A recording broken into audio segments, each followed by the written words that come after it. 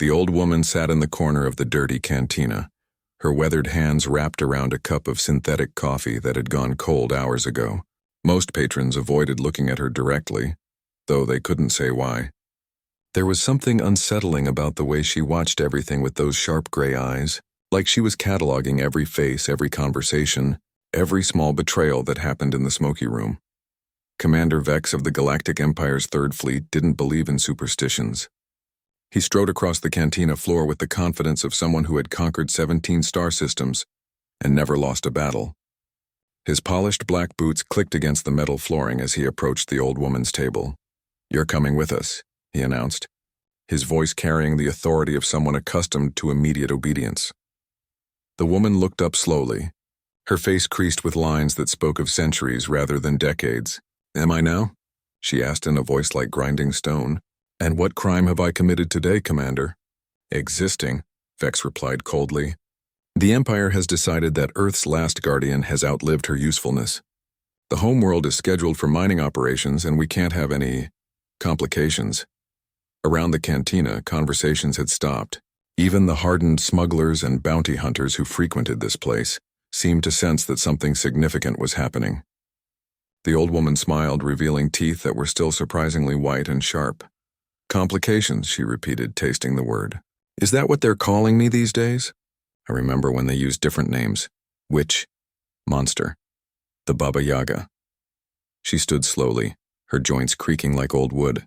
But those were more honest times. Vex's hand moved to his plasma pistol. Behind him, a dozen Imperial soldiers raised their weapons. The red dots of targeting lasers danced across the old woman's chest like deadly fireflies. "The stories about you are just that," Vex said. "Stories. Propaganda left over from the old Earth governments to make their people feel special. But we know the truth. You're just another enhanced human from the genetic wars, probably with some longevity treatments and a reputation built on fear." The woman, who had been called many names over the centuries, tilted her head. "Enhanced human," she mused. "That's not entirely wrong, though the enhancement came from a much older source than your scientists might understand." She reached into her coat, and every weapon in the cantina trained on her. What she pulled out wasn't a weapon, but a small, intricate metal object that looked like a house with chicken legs. It was clearly very old, its surface worn smooth by countless hands. "This," she said, holding it up, "is the key to my house, my real house. The one that walks between worlds and guards the threshold between what is and what should never be. Your empire has been very careful to avoid certain sectors of space, haven't they, Commander? Certain regions where ships disappear and space itself seems to bend." Vex's confidence wavered slightly. There were indeed sectors marked as navigation hazards on Imperial charts. Regions where probe ships vanished without sending so much as a distress signal. "Fairy tales," he said, but his voice lacked its earlier conviction. "Perhaps," the old woman agreed, "but fairy tales often carry more truth than people realize.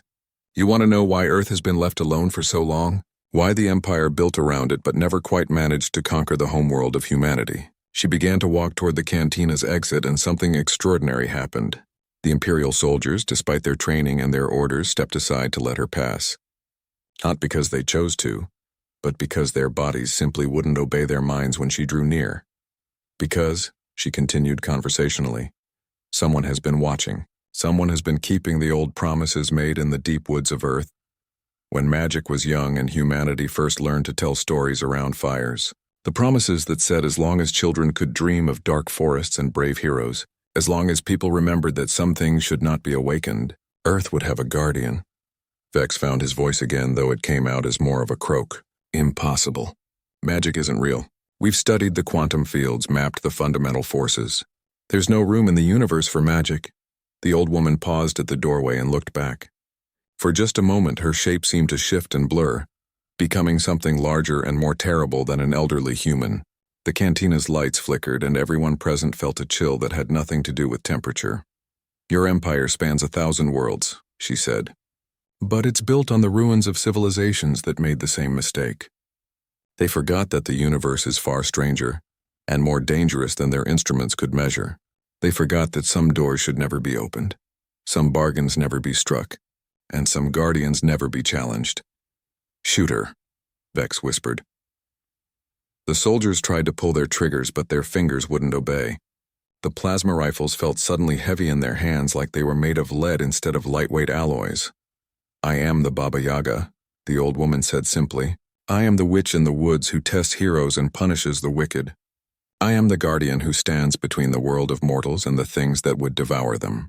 And I am very, very old." She stepped outside into the space station's artificial night, and Vex found he could move again. He stumbled after her, his soldiers following with weapons raised and useless.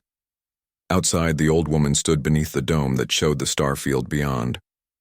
Earth hung in the distance, a blue and white marble that looked deceptively peaceful.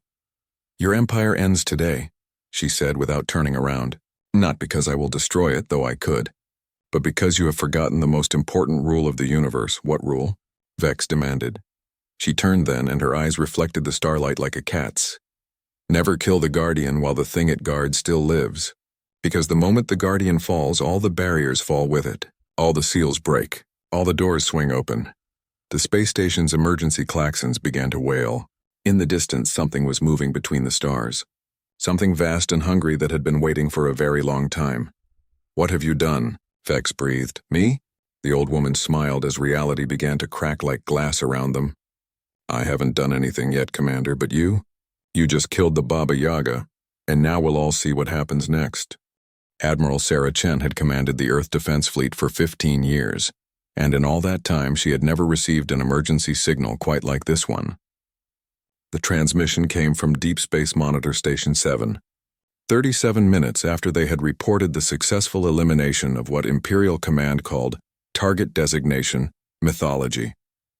"Play it again," she ordered from the bridge of her flagship. The EDF deterrent. The communications officer's hands trembled slightly as she activated the replay. Static filled the bridge speakers. Then Commander Vex's voice cut through, high-pitched with panic. "This is Imperial Station 7 to all Imperial vessels. Code Black emergency. Repeat Code Black, something is wrong with space itself. Our sensors are detecting impossible readings. Gravity wells where nothing should exist. Energy signatures that don't match any known phenomena." The old woman, she said something about barriers falling. "We need immediate evacuation. The entire sector is..."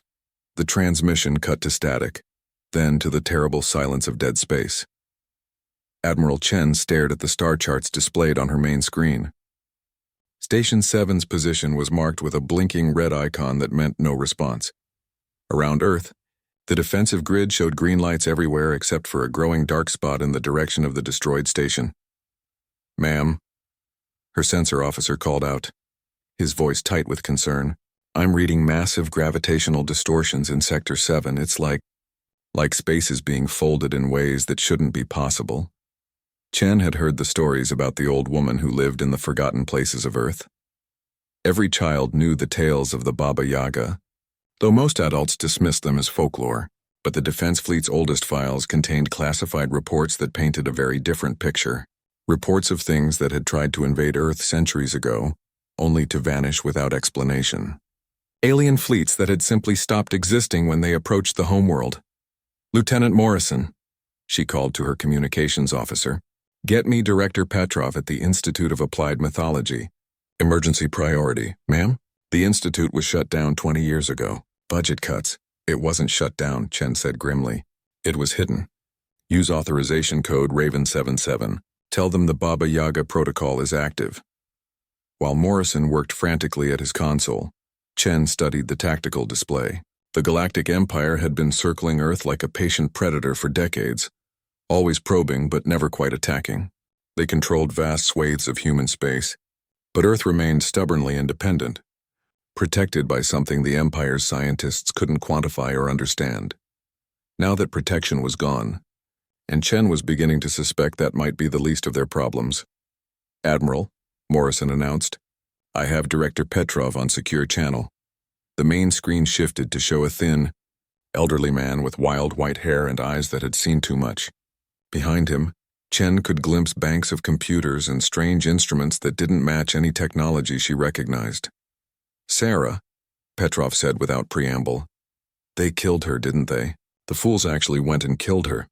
"Doctor, what exactly was she?" "Our files are incomplete." Petrov laughed, but there was no humor in it.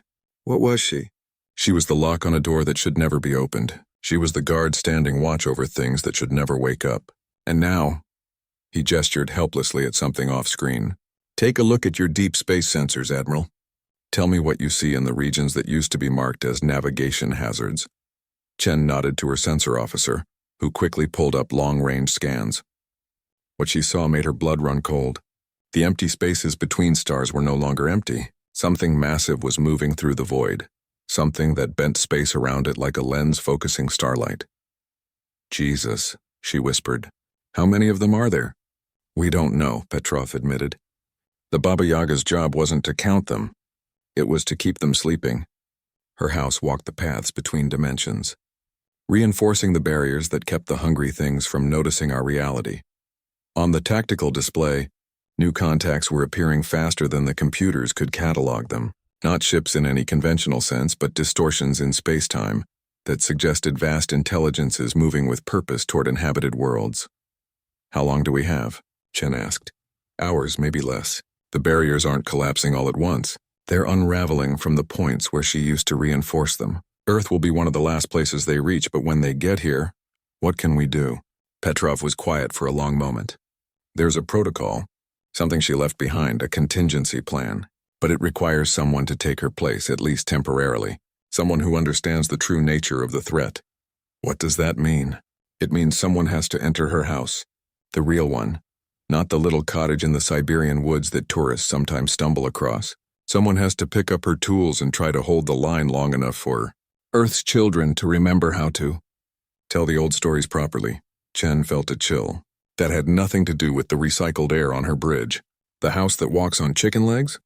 It's not a metaphor, Sarah. It's a trans-dimensional nexus that exists partially in our reality and partially in the spaces between realities. She used it to patrol the boundaries to reinforce the walls between what is and what wants to be. Across the bridge, alarms began to sound. The sensor officer looked up with wide eyes. Admiral, I'm detecting space-time distortions in Earth orbit. Something big is coming through. On the main screen, the stars began to bend and swirl, as something vast pressed against the fabric of reality itself. Chen watched as space around Earth started to ripple like water, and in those ripples she caught glimpses of things that hurt to look at directly. The first ones are arriving, Petrov said quietly. Admiral, you need to make a choice. Try to fight them with conventional weapons and watch humanity become food for entities that exist on scales we can barely imagine. Or find someone willing to walk the old paths and keep the watch. Chen thought about the billions of people on Earth. All the children who still dreamed of heroes and monsters. All the parents who still told bedtime stories about brave souls facing impossible odds. Where is this house? She asked. Coordinates are in your classified files under fairy tale operations. Admiral, whoever goes in may not come back out. The Baba Yaga lived for centuries, but she paid a price for that power. She became something more and less than human. Through the bridge's observation windows, Chen could see the stars shifting as reality continued to unravel. In the distance, something that might have been a ship but moved like a living thing was sliding through the distorted space toward Earth. Then we better hope, Chen said, turning to her navigation officer, that someone on this ship still believes in fairy tales. The hunt for Earth's new guardian was about to begin, and time was running out faster than anyone dared to admit. Dr. Elena Vasquez had been studying xenolinguistics for most of her adult life, but nothing had prepared her for the sounds coming through her translation equipment. The signals weren't radio waves or quantum transmissions. They were something else entirely. Patterns that seemed to speak directly to the primitive parts of the human brain that still remembered when darkness meant death. She worked frantically in the research lab aboard the EDF deterrent, trying to decode the communications between the entities that had begun manifesting throughout human space. Every few minutes, another star system went dark on the galactic map. Not destroyed, but simply already changed, transformed into something that no longer operated according to the physical laws humanity understood. Dr. Vasquez. Admiral Chen's voice crackled through the intercom. We need that translation now. Elena wiped sweat from her forehead and adjusted the neural interface that connected her brain directly to the translation matrix. The sensation was like trying to think in colors that didn't exist or understand mathematics written in music. Admiral, I'm getting fragments. They're not communicating the way we do. It's more like shared dreaming, Collective consciousness spread across dimensions, but from what I can piece together, they're not invaders in the traditional sense. Then what are they? Elena hesitated, knowing how insane her next words would sound. They're gardeners or maybe farmers. They cultivate realities, reshape them according to their needs, and they're very, very hungry. Through the lab's viewports, Elena could see the distortions in space growing larger. What had started as subtle ripples in the starfield had become visible tears in reality itself. Through those tears, she caught glimpses of landscapes that followed no earthly logic. Cities that grew like plants, oceans of liquid thought, and things that might have been trees but sang in harmony with frequencies that made her teeth ache. Dr. Vasquez, came another voice over the comm system. This is Director Petrov. Are you receiving any communications about barriers or thresholds? Yes, Elena replied, quickly scanning her translation logs. They keep referencing something they call the threshold keeper and expressing satisfaction, relief, that it's finally gone. They've been waiting for something called the harvest time. A new alarm began blaring throughout the ship. Elena looked up to see Lieutenant Morrison's face on the communication screen, his expression grim. Admiral, we've lost contact with the Centauri colonies. All 3 worlds. The last transmission from Centauri Prime was... He paused, looking sick. The colonists reported that their children were changing, growing additional limbs, speaking in languages that didn't exist yesterday. Then the transmission cut out. Elena's translation equipment suddenly sparked to life with new activity. The entities were communicating more frequently now, their thought patterns overlapping in ways that created interference patterns in her neural interface. Wait, she said, holding up a hand for silence. They're talking about Earth specifically. They're calling it the root garden. They say it's been protected too long, kept from reaching its proper state of flowering. Admiral Chen's voice turned ice cold. Dr. Vasquez, I need you to focus on any references to the Guardian or the Baba Yaga. We think there might be a way to restore the barriers, but we need to understand what we're dealing with. Elena delved deeper into the alien communications, allowing the neural interface to forge stronger connections despite the growing pain in her skull. The thoughts of the entities washed over her like a tide of liquid starlight, filled with concepts that human language had no words for. I'm getting something, she said through gritted teeth. The threshold keeper wasn't just a guardian. She was a living seal. Her existence itself maintained the barriers between realities. The entities have been trying to break through for millennia, but her presence kept reinforcing the walls that separate dimensions. And now that she's dead, the barriers are unraveling like a pulled thread. But Admiral, there's something else. The entities are afraid of something. Even with the barriers down, they're proceeding cautiously. They keep referencing a deep walker and the house that remembers. Director Petrov's voice cut through the comm system with new urgency. Elena, asked them about the house, the Baba Yaga's house. Elena forced herself to focus on the alien communication patterns, searching for references to houses or dwellings. What she found made her gasp in surprise. They're terrified of it, she reported. The house isn't just a base of operations. It's alive. It exists in multiple dimensions simultaneously, and it's been learning, studying them. For centuries, while they pressed against the barriers, the house was watching them, cataloging their weaknesses. Where is it now? Elena's equipment suddenly flared with activity as the entity's communications took on a new urgency. Through the neural interface, she felt their alien equivalent of panic. Admiral, she said, her voice tight with strain. The house is moving. It's coming to Earth. And it's bringing something with it. On the main tactical display, a new contact had appeared near Earth's moon. But unlike the chaotic distortions caused by the entity incursions, this contact moved with purpose and precision. The ship's sensors struggled to get a clear reading on it, registering conflicting data that suggested the object was simultaneously very large and impossibly small. Visual confirmation, Admiral Chen ordered. The main screen shifted to show a telescope view of the lunar region. What Elena saw defied every assumption she had about the nature of reality. Floating in the vacuum of space was a house. Not a spacecraft disguised as a house or a station built to look like one, but an actual house complete with windows, a door, and a smoking chimney. It stood on what appeared to be 2 enormous chicken legs that moved with deliberate, careful steps across the surface of the moon. My God, Admiral Chen whispered. It's real. It's actually real. The house paused in its journey across the lunar surface and turned toward Earth. Through the telescope's magnification, Elena could see a figure standing in the doorway. Not the old woman who had been killed at the space station, but someone else. Someone wearing the Baba Yaga's coat and carrying her keys. Elena's translation equipment erupted with terrified communications from the entities. Their thought patterns, which had been confident in predatory moments before, now radiated the kind of fear that transcended species boundaries. "Admiral," Elena said, her voice filled with awe. "They're retreating. All of them.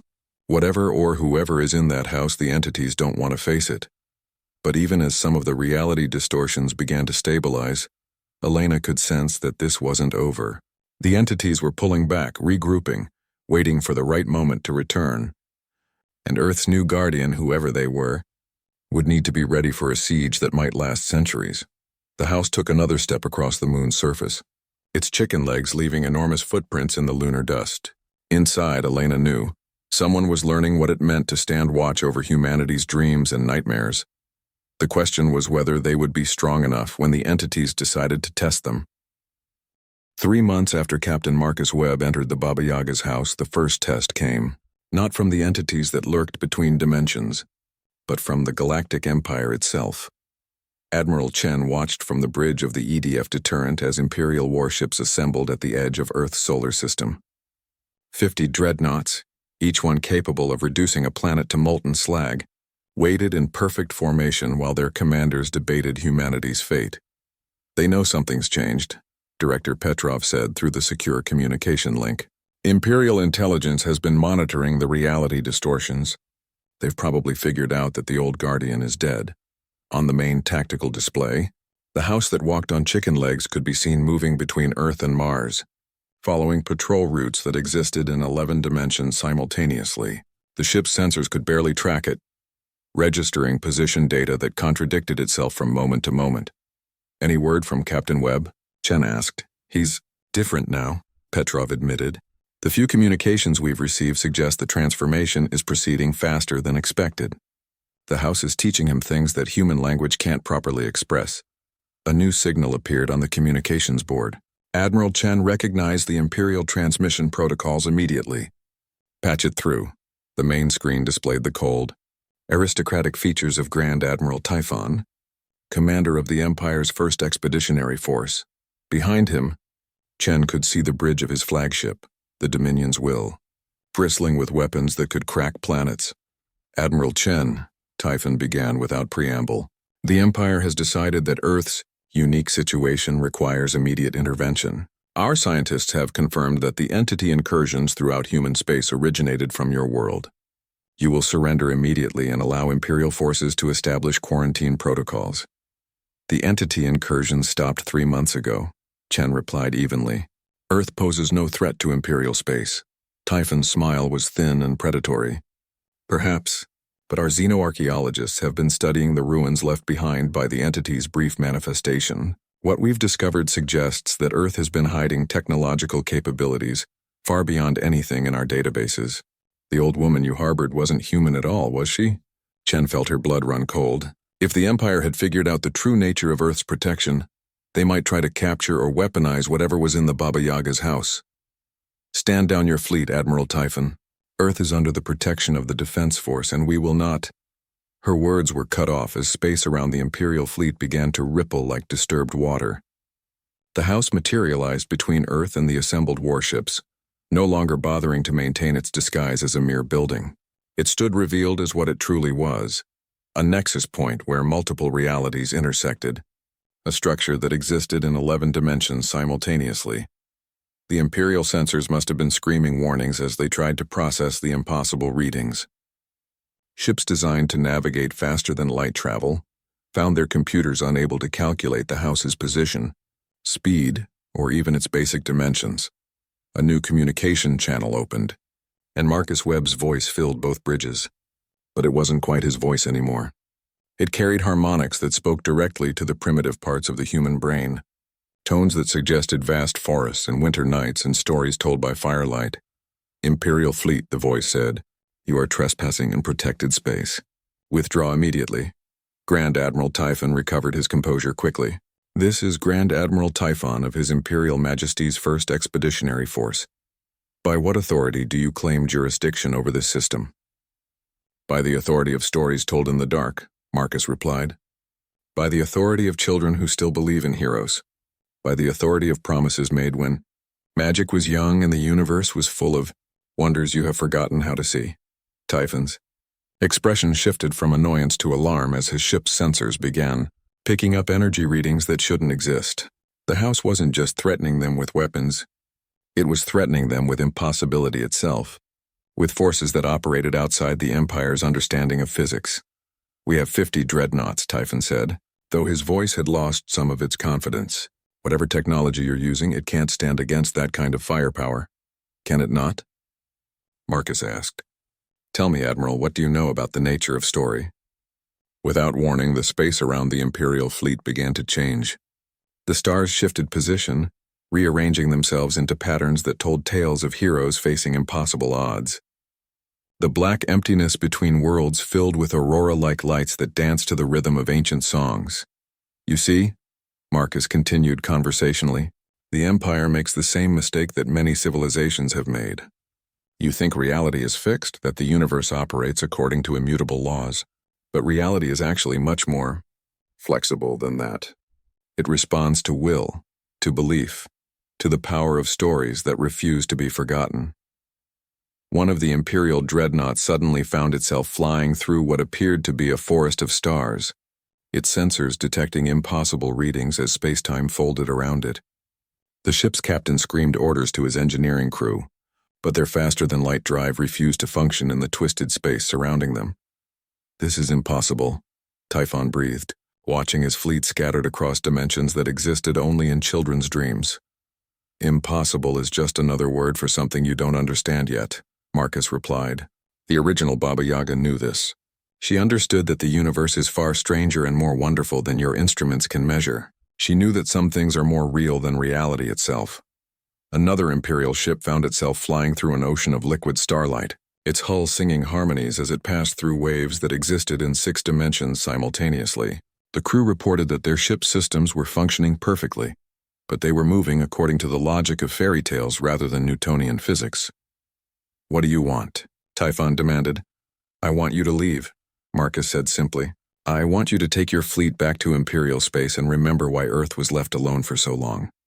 I want you to understand that some places are protected by powers older and stranger than your empire. And if we refuse?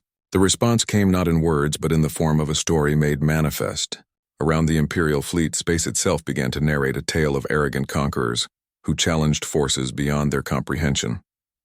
The ships found themselves cast in the roles of villains in a story that demanded their defeat. Some of the Imperial vessels began to transform, their metal hulls sprouting features that served the needs of the narrative, rather than military function. Gun turrets became castle towers, engine nacelles became dragon wings, and command bridges became wizard towers complete with pointed roofs. You have a choice, Marcus said as the Imperial commanders watched their mighty fleet turn into something from a children's storybook. You can be the villains in this tale, in which case the story demands your defeat. Or you can be the redeemed antagonists who learn wisdom and depart in peace. Grand Admiral Typhon looked around his bridge, noting that his uniformed crew had developed pointed ears and were speaking in rhyming couplets. His own reflection in a monitor showed that he had acquired a magnificent mustache that curled at the ends. We withdraw, he managed to say. A wise choice, Marcus replied. And Admiral, tell your Emperor that Earth remembers the old stories. We know how these tales end when empires grow too proud and forget that the universe is vast and full of mysteries they cannot conquer. The story reality around the Imperial fleet gradually faded, returning them to normal space. But the lesson remained clear. Earth was protected by something that operated outside the rules of conventional warfare. As the Imperial ships retreated, Admiral Chen found herself smiling for the first time in months. Humanity's new guardian was proving to be everything they had hoped for and more. In the house that walked on chicken legs, Marcus Webb sat in his chair and watched the stars, knowing that this had been only the first of many tests to come. Captain Marcus Webb had volunteered for the mission before Admiral Chen finished explaining it. Standing in the briefing room aboard the EDF Deterrent, surrounded by holographic displays showing the impossible house walking across the moon's surface. He knew this might be humanity's only chance. "You understand what you're asking for," Admiral Chen said, studying his file one more time. "The psychological profiles suggest that whoever enters the Baba Yaga's house may not come out the same person, or come out at all." Marcus nodded. At 42, he had already lived longer than most combat pilots. His wife had died in the alien plague that swept through the outer colonies 5 years ago. His children were grown and had families of their own. If someone had to make this sacrifice, he had fewer ties to break than most. "Sir, with respect, we've seen what happens when the barriers are down. The entities are regrouping, but they'll be back. Someone needs to take the old woman's place, and I'm the logical choice." Dr. Petrov spoke from the holographic display, his image flickering as the ship's communications struggled with the reality distortion still affecting local space. "Captain Webb, you need to understand what you're walking into. The house isn't just a building. It exists in multiple dimensions simultaneously. Time flows differently inside it. The person who becomes the new Baba Yaga will experience centuries while the outside world experiences days." Marcus had read the classified files. The original Baba Yaga had lived for over 800 years, watching the borders between realities, testing heroes, and punishing those who would unleash horrors upon the innocent. She had started as an ordinary woman and gradually became something more than human. "What exactly will happen to me?" he asked. "We don't know," Petrov admitted. "The house changes its occupant to match the needs of the role." The Baba Yaga was shaped by her time and culture, by the stories people told about her. You would be shaped by different stories, different needs. You might become something Earth requires for the challenges ahead. The shuttle ride to the lunar surface felt surprisingly normal. Marcus piloted the small craft himself, using the manual controls he had learned in basic training decades ago. The house stood waiting for him in the sea of tranquility, its chicken legs planted firmly in the regolith. Up close, it was even more impossible than the telescope images had suggested. The wooden siding showed signs of centuries of weather despite being in the vacuum of space. Smoke drifted from the chimney in defiance of physics. Marcus secured his shuttle and approached on foot, his environmental suit keeping him alive in the hostile lunar environment. As he drew closer to the house, he noticed that the airless space around it seemed somehow different. His suit's sensors were picking up traces of atmosphere that shouldn't exist. The front door opened before he could knock. A figure stood in the doorway, wearing the Baba Yaga's familiar coat and holding her key ring. But it wasn't the old woman from the space station. It was someone else entirely, someone Marcus recognized with a shock. "Hello, Marcus," said Lisa Webb, his wife who had died 5 years ago. "I've been waiting for you." Marcus stumbled backward, his rational mind insisting this was impossible. Lisa looked exactly as she had the day she died, down to the small scar on her chin from a childhood accident. "You're not real," he said through his suit's communication system. "Lisa is dead. I buried her myself." "I am and I'm not," Lisa replied gently. "The house remembers everyone who has ever entered it. I'm a memory given form, a echo of love strong enough to bridge dimensions. But I'm also something new, shaped by the house's needs and your desires." Marcus found himself walking forward despite his confusion. The space around the house's doorway shimmered, and suddenly he could breathe without his suit. The transition was seamless, like stepping from winter into spring. Inside, the house was larger than its exterior suggested. Rooms branched off in directions that shouldn't exist, and staircases led to floors that couldn't fit within the building's apparent dimensions. The walls were covered with maps of places that existed beyond normal space, and the windows showed views of distant worlds and alien skies. "This is what the Baba Yaga saw," Lisa explained, leading him through corridors lined with books written in languages that predated human civilization. All the places where reality grows thin, all the spots where things try to break through from the spaces between spaces. They passed a kitchen where a pot of soup simmered over a fire that burned without fuel. The smell was exactly like the vegetable soup Lisa used to make when they were newlyweds. Marcus felt tears burning his eyes. "Why do you look like her?" he asked. "Because the house knows what you need to see. The role of the guardian is too terrible for any one person to bear alone. So the house provides companions, memories and dreams given substance, familiar faces to help maintain sanity during the long watch." They climbed a staircase that spiraled impossibly upward, passing windows that looked out onto the birth and death of stars. At the top, they found a room filled with mirrors that showed not reflections but possibilities. In one mirror, Marcus saw Earth covered in forests of crystal trees where humans lived in harmony with entities from other dimensions. In another, he saw the planet as a barren rock orbiting a dying sun. These are the potential futures, Lisa explained. The Guardian's job is to guide reality toward the better outcomes while preventing the worse ones from coming to pass. At the center of the room stood a chair that looked like it had been carved from a single piece of black wood. Above it hung a mobile of tiny planets and stars, each one representing a world under the Guardian's protection. The Watchtower, Lisa said simply. From here you can see across all the dimensions Earth touches. You can feel when the barriers weaken and respond before catastrophe strikes. Marcus approached the chair, feeling the weight of centuries pressing down on him. What happens to Earth if I fail? The entities return, but not as invaders, as gardeners. They'll reshape humanity into something that serves their needs. Not evil necessarily, but no longer human. Children will be born with minds that think in 11 dimensions. Art will become math equations that rewrite reality. Love will be optimized for maximum utility. Marcus thought about his grandchildren, about all the children on Earth who still believed in heroes and happy endings. And if I succeed? You hold the line.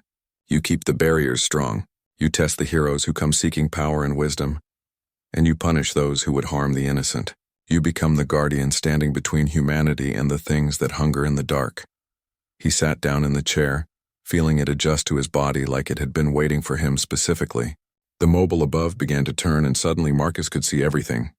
Every world, every dimension, every crack in reality where something dark pressed against the boundaries of existence. The knowledge flooded into him like a tide of starlight.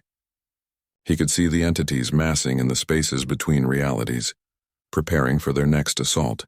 He could feel the weak points in Earth's defenses, the places where stories were being forgotten and wonder was dying out. But he could also feel something else. The strength of human imagination, the power of stories told around campfires and bedtime tales whispered in darkened rooms. Every child who dreamed of being brave, every adult who still believed in magic, every act of kindness that proved humanity's essential goodness.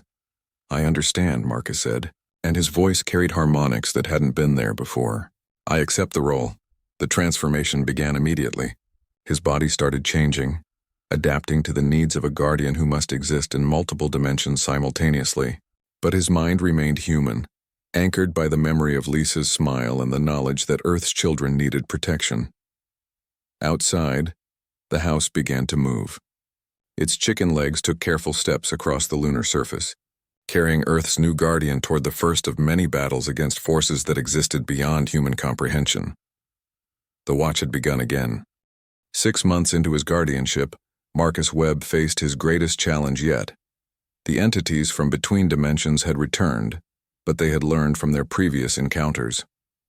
Instead of trying to force their way through the barriers around Earth, they had found another approach. "Guardian," came the voice through the house's communication systems. It was Dr. Elena Vasquez, her mental patterns transmitted through the quantum entanglement field that connected the house to Earth's communication networks. "We have a problem. A big one." Marcus rose from the watchtower chair, feeling the 11-dimensional space of the house shift around him as he moved. His form had stabilized over the months, becoming something that existed partially in human reality and partially in the spaces between stories. He could see Elena's distress radiating across multiple probability waves. "Show me," he said, and the house's windows transformed into viewing portals that looked across the galaxy. What he saw made him understand why Elena was afraid. The entities hadn't given up on harvesting human reality. Instead, they had found human collaborators. On dozens of worlds throughout Imperial space, scientists and leaders who craved power had begun making contact with the beings from beyond. "They're offering technology," Elena reported from her laboratory on Earth. "Faster than light travel that doesn't require the usual energy expenditures. Weapons that can rewrite the fundamental forces of physics. Medical advances that promise immortality." Marcus could see the corruption spreading across the galaxy like a virus. On the Imperial capital world, Emperor Maximilian himself was meeting with advisors whose shadows moved independently of their bodies. Their minds had been touched by entity influence, gradually reshaping their thoughts to serve alien purposes. The entities learned from their failure here, Marcus realized. They can't break through Earth's barriers directly, so they're using human ambition as a weapon. If they can corrupt enough of our species, they won't need to invade. Humans will invite them in. Through the house's far-seeing windows, Marcus watched as Imperial scientists conducted experiments with technology that violated basic principles of reality. They thought they were advancing human knowledge, but each experiment weakened the barriers between dimensions. Each success brought the entities closer to achieving their goal of transforming human reality into something more suitable for their needs. Guardian. Elena's voice carried a note of desperate urgency. There's something else. The entities have made contact with someone on Earth. Someone high up in the Earth Defense Force. Marcus felt cold anger flowing through him like liquid nitrogen. The house responded to his emotional state, its walls darkening and its windows showing storm clouds gathered from a dozen different realities. Who? He asked, though part of him already knew. Admiral Chen herself. She received a communication 3 days ago. The entities are offering her a bargain. They'll leave Earth alone forever if she helps them establish what they call research partnerships with other human worlds. Marcus closed his eyes and expanded his consciousness through the house's dimensional matrix.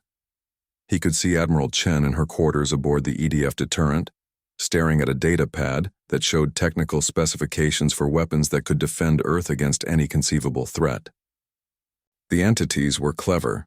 They weren't offering obvious evil. They were offering protection, advancement, the chance to ensure Earth's safety in a hostile galaxy.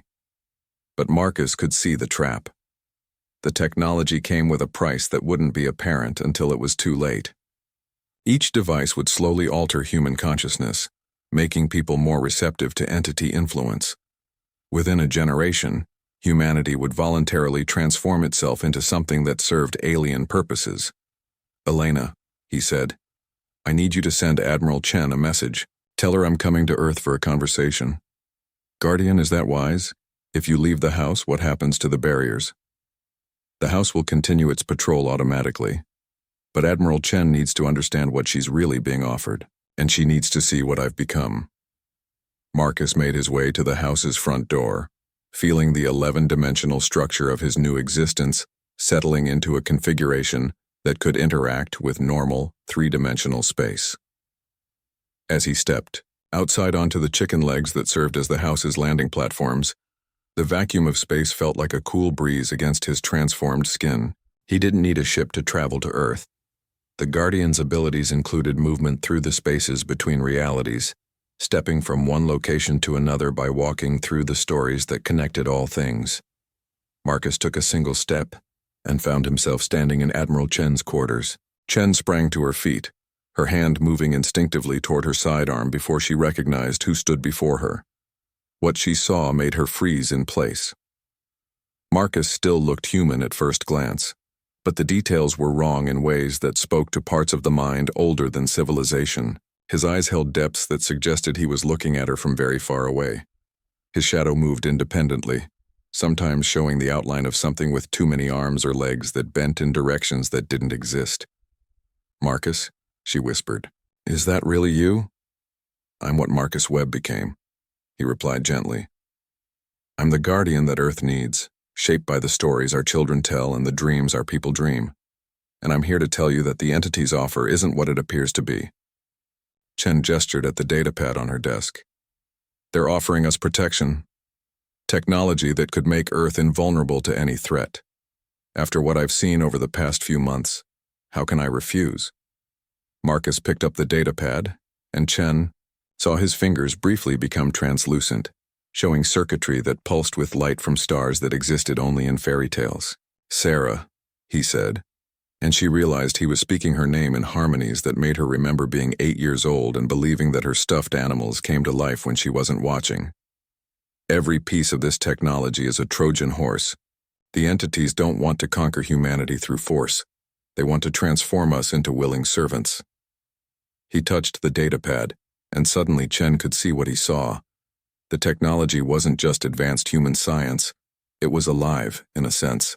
Each device would gradually rewrite the neural patterns of anyone who used it, slowly making them more compatible with entity thought processes. Look deeper, Marcus urged, and Chen found her consciousness expanding through dimensions she didn't know existed. She saw the imperial worlds where the entity collaboration had progressed furthest. On the surface, they looked like utopias. Disease had been eliminated. Hunger was unknown. War had become impossible because everyone's thoughts had been optimized for collective harmony. But the humans living there weren't really human anymore. They moved with the precision of machines and spoke in mathematical concepts that described emotions as inefficient variables to be minimized. Children were born without the ability to imagine because imagination was seen as a flaw that led to unpredictable behavior. This is what the entities mean by improvement, Marcus explained. They don't want to destroy humanity. They want to perfect us according to their specifications. No more art that serves no practical purpose. No more love that complicates optimal decision-making. No more stories that suggest reality could be different than it is. Chen pulled back from the vision, gasping. But the protection they're offering would work, Marcus agreed. Earth would be safe from every conventional threat in the galaxy, but it would no longer be Earth in any sense that matters. Within 50 years, human children would be born without the ability to dream. They would look at a sunset and see only photon wavelengths and atmospheric refraction. They would read about heroes and villains and understand only statistical models of behavioral optimization. Chen looked at the datapad again, seeing it now for what it truly was. What do you recommend? Reject the offer.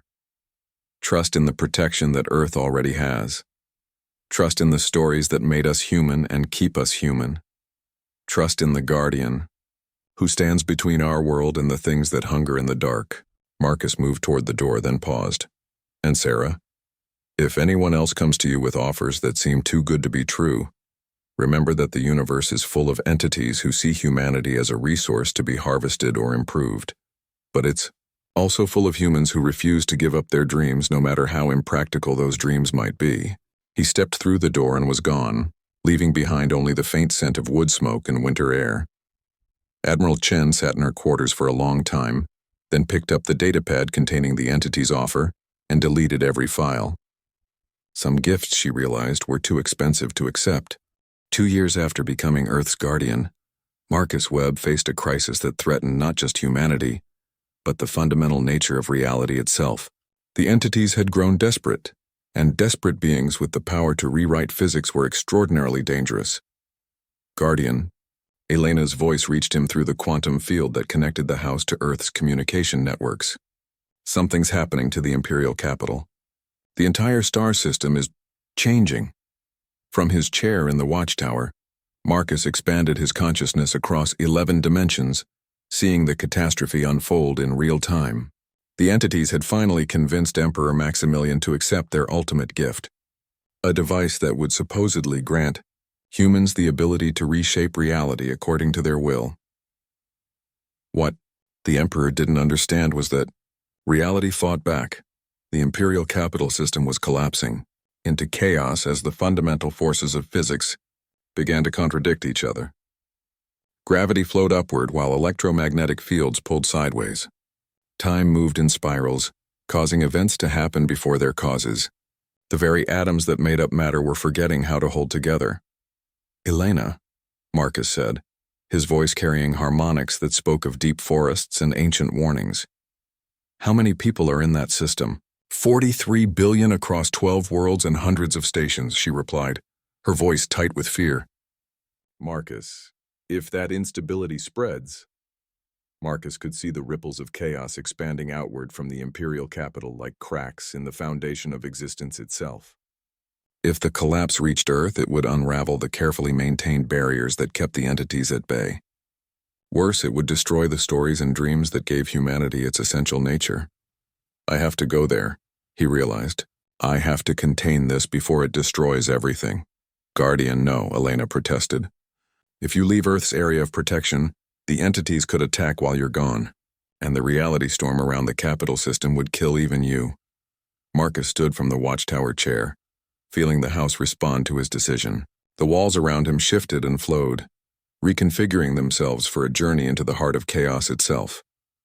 "The house will go with me," he said. "It exists in multiple dimensions simultaneously. It might be able to navigate the reality storm." As the house prepared for departure, its chicken legs taking steps that crossed light years with each stride, Marcus found himself remembering his conversation with Lisa, who was not Lisa, on the day he had accepted the role of guardian.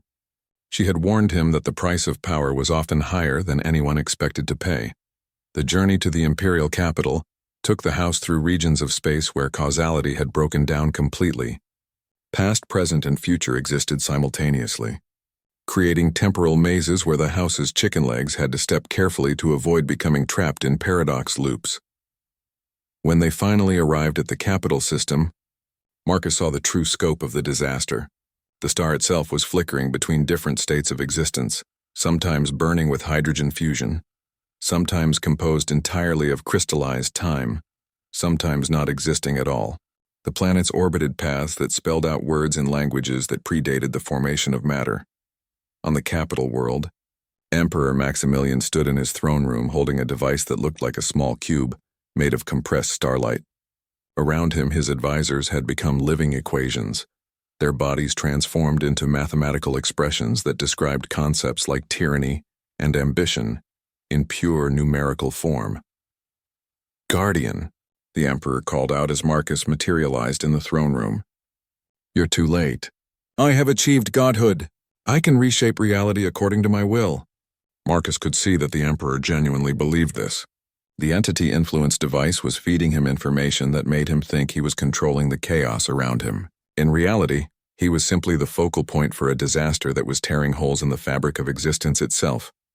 "Your Majesty," Marcus said gently, "you need to put down the device. It's not giving you power over reality. It's using you as an anchor to drag reality toward something that serves the entity's purposes." "Lies," Maximilian declared, raising the cube above his head.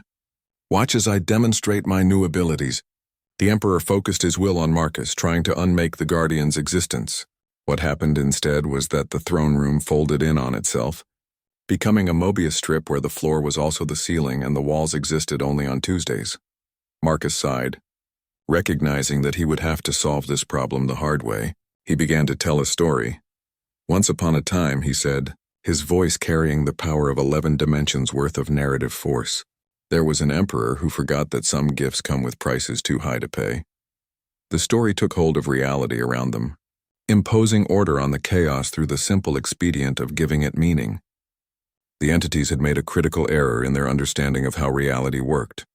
They thought it was built on mathematical principles and physical laws, but Marcus, transformed by his time in the house between dimensions, understood the deeper truth.